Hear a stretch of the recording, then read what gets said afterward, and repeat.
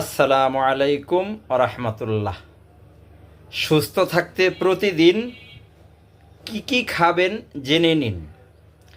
যাদের খিদা থাকা সত্ত্বেও কিছুই খেতে মন চায় না, কোনো খাবার খেতে ইচ্ছা জাগে না, বিশেষ করে বাচ্চারা জোর করে খাওয়াইতে হয়, খাবার ইচ্ছাই নাই, মায়ের পেট করে অনেকে খাওয়ান, তাদের জন্য আজকের ভিডিও। তারা নিয়মিত এই যে দেখতেছেন আমার হাতে গুড়, এই গুড়টা একটু দানাদার গুড় নেবেন, যেটা একটু হাতে ধরলে বালি বালি বাপ লাগে, দানাদার গুড়। এই দানাদার গুড় নেবেন, প্রতিদিন বাচ্চারা একটু একটু গুড় খাওয়াইতে অভ্যাস করুন, দেখবেন বাচ্চা এমনিতে খাবার খাইতে ইচ্ছা জাগবে, আপনার জোর করা লাগবে না, খাবার খাবে। এটা চমৎকার পরীক্ষিত একটা টিপস। আর এই গুড়ের উপকারিতা আপনার লিভার পরিষ্কার করে, রক্ত শূন্যতা দূর করে, কোষ্ঠকাঠিন্য দূর করে, স্কিন ভালো রাখে।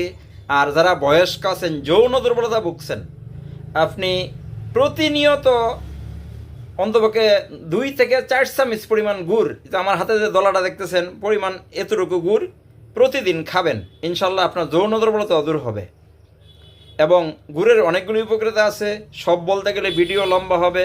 এবং এই ভিডিওটা শেয়ার করে মানুষের কল্যাণে অবদান রাখতে পারেন এবং সদকায়ে জারিয়ার অংশ নিতে পারেন। আসসালামু আলাইকুম ওয়া রাহমাতুল্লাহ।